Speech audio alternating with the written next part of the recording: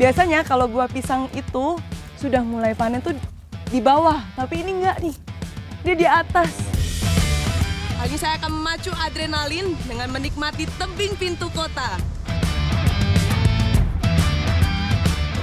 Memasuki musim jambul kuning bertelur, biasanya terdapat penyelundupan hewan yang dilindungi.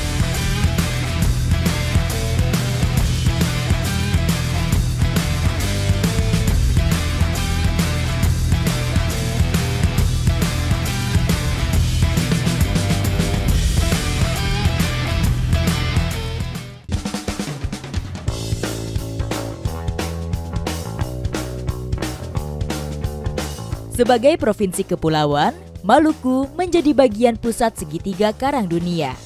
Rumah bagi beragam ekosistem laut yang lengkap. Kekayaan alam bawah laut tersebut tergambar di pesisir utara Pulau Ambon, yaitu Desa Morela. Di tempat ini, hidup 5 dari 12 jenis kerang kima di dunia yang tersebar pada kedalaman tertentu.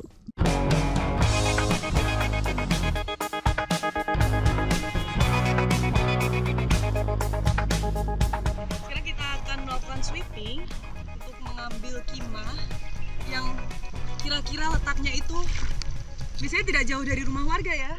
Nah, karena kima sudah semakin menurun, habitatnya semakin sedikit, jadi memang kita harus evakuasi dan dipindahkan ke tempat yang semestinya.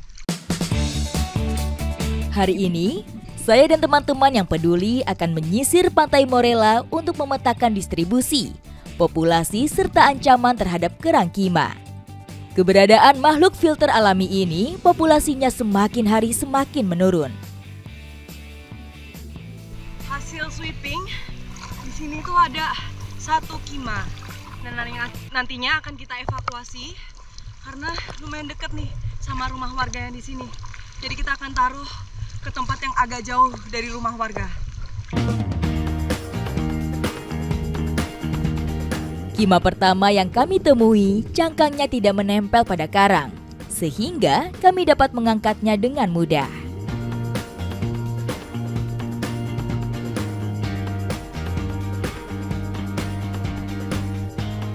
Nah, ini dia kimanya. Dan ini kima yang kita temuin itu jenisnya kima sisik. Bisa dilihat nih dari bentuknya yang ada sisik-sisiknya. Nah, ini usianya kurang lebih 10 tahun, beratnya tuh sampai 5 kilo nih. Pertumbuhan kima cukup lambat. Dalam setahun, kima tumbuh hanya 2 hingga 12 cm.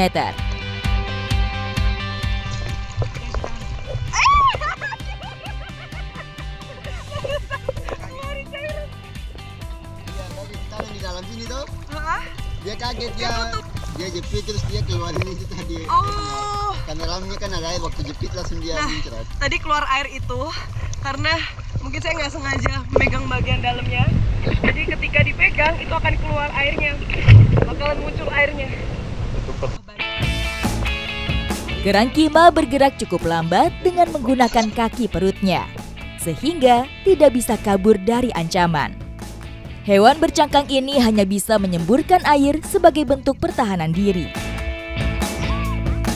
Kima ini tadi tuh kita temuin di sekitar kedalaman 4 meter, dan kebetulan itu belakang adalah pemukiman warga. Jadi kita mau pindahin ke tempat yang agak jauh dari pemukiman warga, dan kedalamannya harus lebih dari 4 meter berarti ya? Sekitar 6 meter. 6. Habitat kima sisik berada di laut dangkal hingga kedalaman 20 meter. Nah, sekarang kita sudah berada di lokasi yang tepat untuk habitatnya si kima ini. Karena memang kima ini tuh harus dilepaskan atau dikembalikan sesuai ke habitatnya. Karena dia memang membantu banget nih untuk filter air, penyaringan air laut. Jadi kalau menemukan kima ketika di laut itu menandakan bahwa airnya itu air yang bersih, air yang bagus. Pelepasan kima harus dilakukan sesegera mungkin. Semakin lama berada di permukaan, semakin besar resiko hewan ini tidak selamat. Perairan Laut Morela benar-benar masih alami. Menyelam di tempat ini, kami selalu mendapat kejutan, termasuk saat kedatangan penyu hijau. Jadi tadi waktu pulang itu kita nemuin penyu hijau. Penyu hijau dan itu ukurannya cukup besar juga ya. Selain bertemu penyu, kami juga menyaksikan kima berukuran besar lainnya di kawasan ini. Akhirnya kemah yang sudah dievakuasi sudah direlokasikan ke tempat habitatnya yang baru. Dan tadi sudah sesuai banget tuh, sudah banyak terumbu-terumbu karangnya dan juga banyak ikan.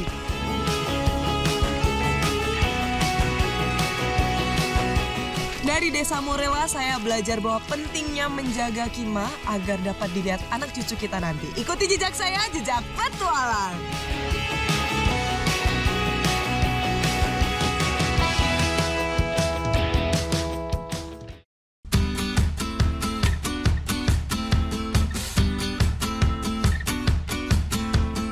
Kepulauan Maluku terletak di antara persimpangan benua Asia dan Oseania. Berada di bagian dalam garis Wallacea, gugusan pulau ini memiliki beragam flora dan fauna endemik. Salah satu flora unik yang tumbuh adalah pisang tongka langit. Dibilang unik karena pertumbuhan buahnya berbeda dengan pisang pada umumnya. Berpetualang ke kota Ambon belum lengkap rasanya kalau tidak mengulik salah satu buah endemiknya, yaitu pisang tongka langit. Ikuti jejak saya, jejak petualang. Maluku hingga Papua merupakan daerah persebaran pisang tongka langit. Pisang berukuran besar dengan buah mendongak ke langit.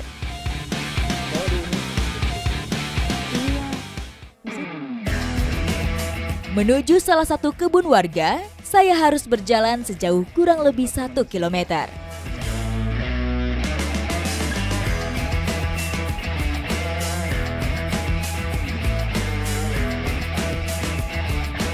Sekitar 100 meter dari sungai, kumpulan pohon pisang sudah nampak di kejauhan.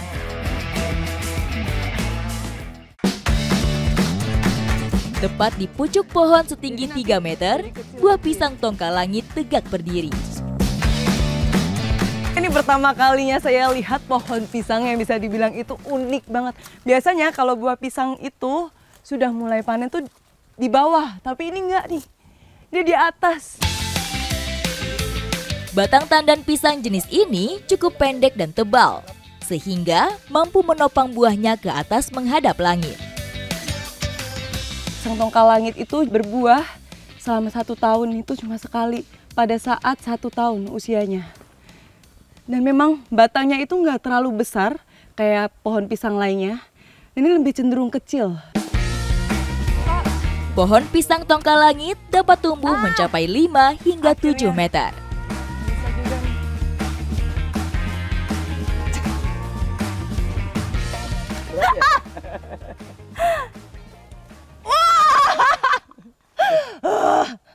Astaga, ternyata berat banget nih. Selain besar, buah pisang tongka langit berbentuk lurus tidak melengkung. Berbeda dengan bentuk buah pisang pada umumnya. Ada sekitar 6 sisir, beda banget sama pisang raja. Biasanya kalau pisang raja tuh bisa sampai 12-13, tapi ini sedikit. Walaupun sedikit, tapi besarnya, luar biasa besar banget nih. Satu tandan pisang ini hanya memiliki sedikit jumlah sisir. Jadi kalau setengah matang tuh warnanya kayak gini. Kalau belum matangnya kan warna hijau kayak gini. Nah ini setengah matangnya. Kalau sudah matang, benar-benar matang nanti warnanya lebih merah lagi. Buah tongka langit yang menghadap ke atas memperoleh sinar matahari secara langsung, sehingga mempengaruhi warnanya yang dapat berubah kemerahan. Panen pisang ini itu memang setengah matang yang seperti ini. Jadi ketika nanti dijual itu harus menunggu sekitar 3 hari. Fungsinya itu biar tidak cepat membusuk.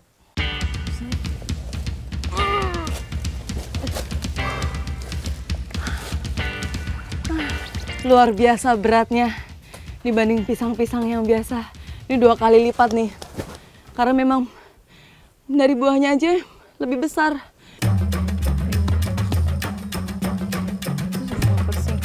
Jalan pulang yang sulit merupakan rute yang harus dilewati untuk membawa pulang hasil panen. Jadi ini lagi dipotong persisir Biar kalau ngebawa itu nggak terlalu berat, jadi lebih ringan. Karena kalau dibawa setandu batang tanamnya ini bisa berat banget. Pak. Oke. Wah. Sudah. Ini sudah ya Pak ya? Ya, sudah. Saya coba angkat ya Pak ya.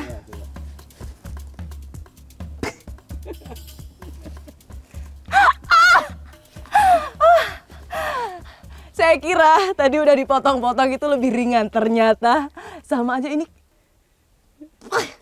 Keangkat aja enggak nih? Ya Pak, berat banget Pak. Setelah terpisah dari tandannya, pisang diikat pada kayu agar lebih mudah untuk dibawa.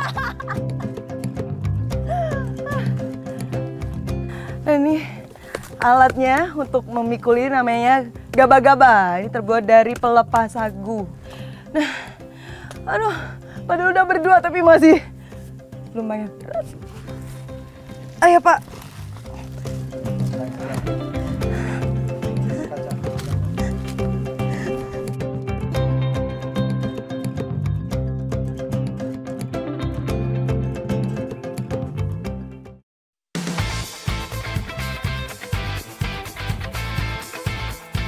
Biasanya setelah panen, pisang tongkal langit akan langsung dijual.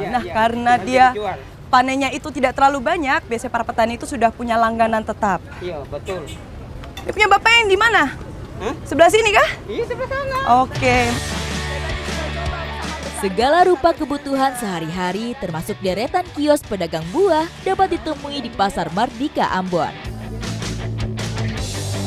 Nah, biasanya setiap 5 hari sekali itu dilakukan restock. Setiap kali restock itu bisa sekitar 150 sampai 200 ikat. Menemukan pisang tongkal langit relatif cukup sulit karena belum banyak yang membudidayakannya. Ternyata memang kulitnya itu lebih tebal, tapi buahnya tuh nggak kalah tebal nih. Pengen nyobain nih rasanya tongkal langit. Enak kayak. Kayak memang masih belum matang. Jadi rasanya itu masih keras. Terus juga ada sepat-sepatnya. Jadi nggak ada aromanya sama sekali. Tapi kalau digigit mentah kayak gini tuh rasanya tuh kayak gigit apel. Persediaan pisang tongkal langit yang terbatas membuat hasil perkebunan ini seringkali dianggap sebagai harta karunnya Flora Maluku. Tidak hanya hasil rempah, tapi juga pisang menjadi salah satu hasil kebun andalan dan ikon di kota Ambon. Ikuti jejak saya, jejak petualang.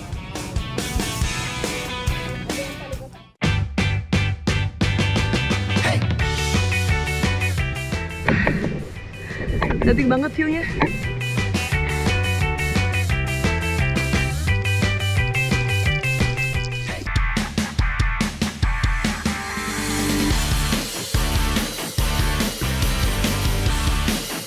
Terletak di Tanjung Nusa Niue, Mulut Teluk Ambon, Provinsi Kepulauan Maluku, sebuah pintu raksasa berdiri tegak menghadap laut. Tempat ini diberi nama Tebing Pintu Kota.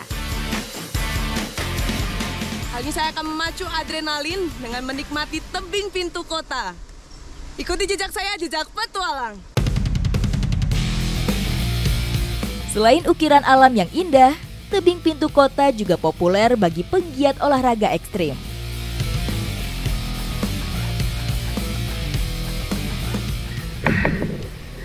Cantik banget view-nya.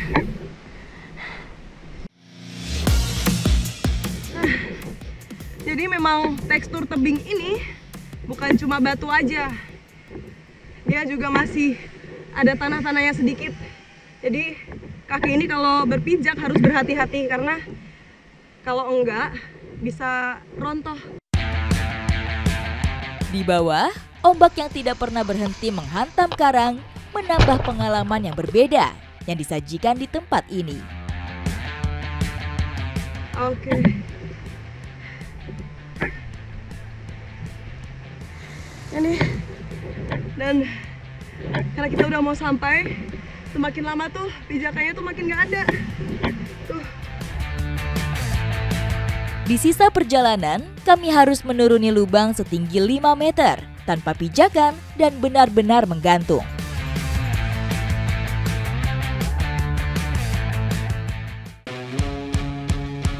Akhirnya, kami sampai di tengah penurunan. Titik inilah yang membuat tebing ini menjadi punya nama. Karang yang kena ombak, jadi dia membentuk kayak sebuah pintu yang cukup besar. Makanya namanya pintu kota. Sapuan ombak dalam kurun waktu ratusan tahun mengukir tempat ini hingga membentuk lubang yang cukup besar. Nah, ini saya posisinya ngegantung banget nih. Karena di bawah itu udah air.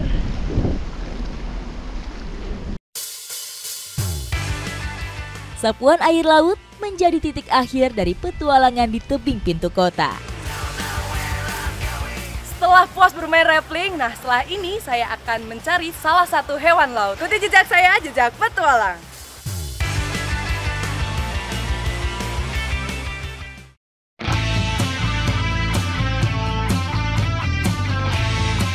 Bibir pantai pintu kota merupakan hamparan batuan karang yang menjadi rumah bagi berbagai jenis hewan laut.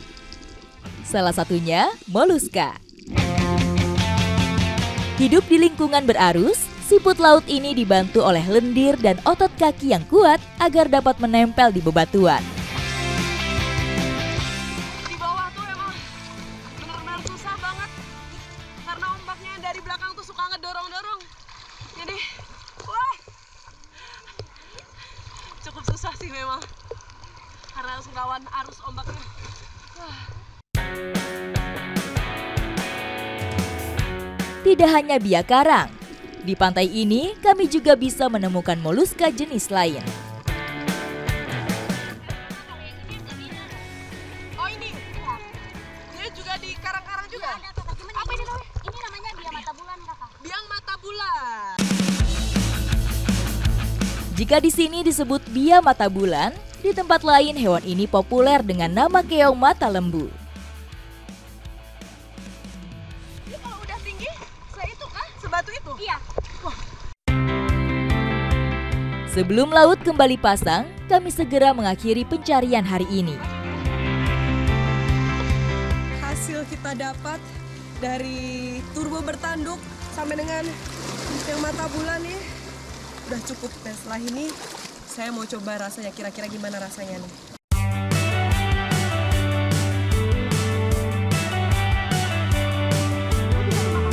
Kapan lagi masak kerang dengan cara yang sederhana tapi pemandangannya nggak sederhana tuh. Di belakang ini cantiknya memang luar biasa. Wah. Sebelum dinikmati, keong-keong ini harus diolah lama agar dagingnya bersih dan empuk. Jadi kerangnya ini itu dimasak selama 30 menit. Jadi buat mempermudah nanti ketika dimakan. Nah ini sekarang saya lagi coba buat ngambil dalamnya tuh. Jadi harus dicongkel biar keluar isinya. Setelah dagingnya dipisahkan, tinggal ditambah bumbu tanpa perlu dimasak kembali. Karena sudah siap untuk dikonsumsi. Teksturnya tuh mirip cumi ya. Cumi gurita gitu. Jadi kenyal-kenyal banget. Hidangan sederhana ini menjadi pelengkap sekaligus penutup petualangan kami di pintu kota. Deburan ombak, pemandangan yang indah serta makanan yang sederhana menutup petualangan saya di pintu kota. Ikuti jejak saya, jejak petualang.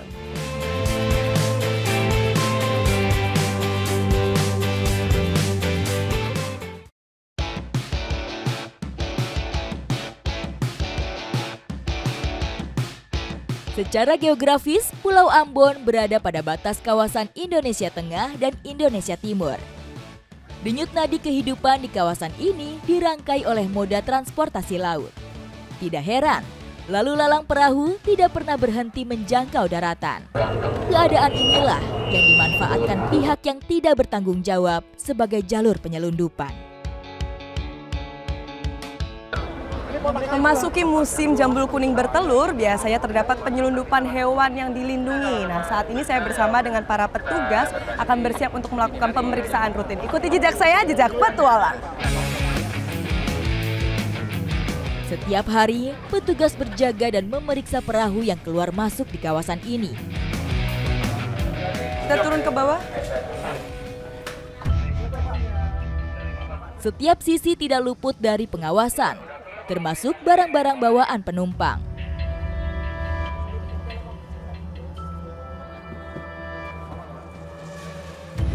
Nah, setelah seluruh pemeriksaan di bawah telah selesai, maka akan melaporkan kepada nahkoda. Dan ini adalah tempat anjungannya di mana para nahkoda itu sedang bersiap-siap. Kami tiba-tiba mendapat laporan dari petugas yang berjaga di pelabuhan. Kami 10.8 menuju lokasi demikian. Terima kasih. Skor satu. Nah, ternyata memang didapati itu bukan di kapal, tapi di bawah. Jadi sekarang ini bersama dengan tim kita langsung akan turun ke bawah untuk melakukan pengecekan.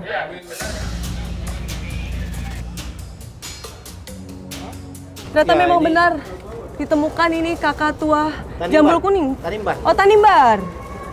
Kakak tua Tanimbar. Yang Ini satu lagi. Bayan. Oh, kasihannya. Ini yang jantan. Dan satunya nih Nuri Bayan. Jadi memang biasanya para penyelundup itu memasukkan seperti ini untuk memanipulasi agar tidak terlihat. Sampai dimasukkan paralon seperti ini, Bapak ya? Biasa, iya. Itu cara penyelundupannya pakai paralon maupun botol air mineral. Air mineral juga? Iya, ada di karton, ada di dus-dus. Kakak tua Tanimbar dan Nuri Bayan merupakan dua jenis fauna endemik Indonesia Timur yang saat ini kerap diselundupkan. Nah, ternyata ini burung yang kita temukan itu ada kecacatan di bagian sayapnya. Jadi sayapnya tuh patah sebelah kiri. Mungkin karena waktu masukkan di paralon itu agak sedikit dipaksa. Beragam cara dilakukan penyelundup untuk membawa hewan dilindungi ini, termasuk cara yang dapat berdampak buruk bagi hewan itu sendiri. Dan di kandang inilah nanti setelah mereka akan berkelompok, jadi ketika dilepaskan, mereka akan tetap berkelompok itu di alam liarnya. Jadi untuk bertahan hidupnya tuh semakin lebih besar lagi. Hewan-hewan hasil sitaan harus diperiksa terlebih dahulu. Nah, dilakukan pengecekan gunanya untuk mengetahui kondisi burung, apakah perlu ditindak lanjut atau tidak. Jika kondisi hewan saat ditemukan mengalami luka atau stres, petugas akan melakukan penanganan terlebih dahulu sesuai dengan prosedur. Ini dia sayapnya nih kelihatan banget patah. Jadi dia pendek. Nah, ini kelihatan banget nih perbedaannya antara yang kanan sama yang kiri. Ini yang kiri kelihatan banget cacatnya di sini. Nah, kalau kondisi yang seperti ini tidak memungkinkan untuk dilepaskan. Jadi memang harus butuh dikontrol secara terus-menerus. Karena kalau nanti dilepaskan itu akan menyebabkan pertahanan hidupnya dia semakin berkurang. Cacat permanen seperti ini membuat burung tidak akan selamat di alam liar. Akhirnya sudah selesai proses pengecekannya dan setelah ini kita akan pindahkan untuk ke kandang karantina. Di sini.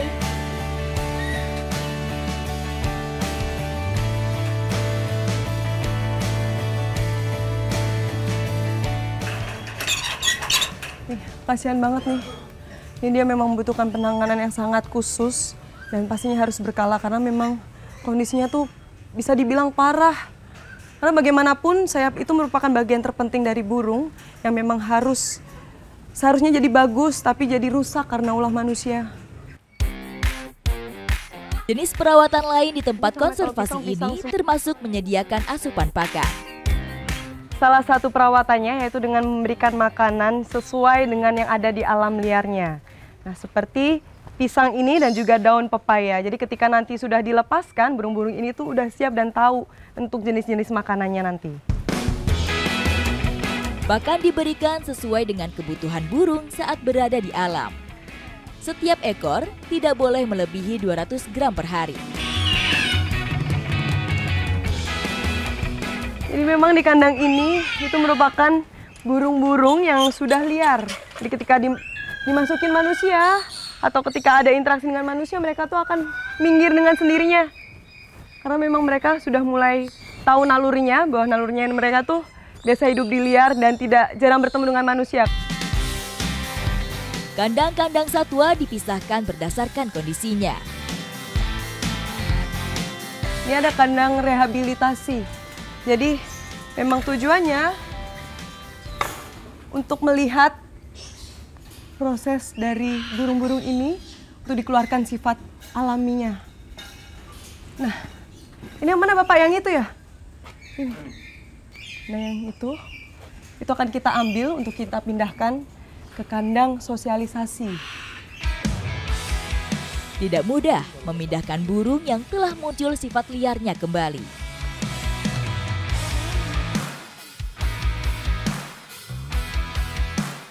Petisi dulu. Ya. Sekarang ini kita mau keluarin supaya dia berada dengan koloni-koloninya. Kakatua merupakan jenis burung yang hidup berkelompok. Sebelum dilepas liarkan, burung jenis ini akan dikenalkan secara sosial dengan kelompok barunya. Dan di kandang inilah nanti setelah mereka akan berkelompok, jadi ketika dilepaskan, mereka akan tetap berkelompok itu di alam liarnya. Jadi untuk bertahan hidupnya tuh semakin lebih besar lagi. Kawasan timur Indonesia dianugerahi beragam ekosistem yang khas. Sebuah harta alam yang memperkaya kekayaan flora dan fauna negeri ini. Peran manusia adalah menjaganya, mempertahankan mata rantainya agar lepas dari ancaman kepunahan. Keberagaman flora dan fauna endemik populasinya semakin terancam. Oleh karena itu membutuhkan kerjasama dari berbagai pihak dan juga kesadaran diri sendiri. Ikuti jejak saya, jejak petualang.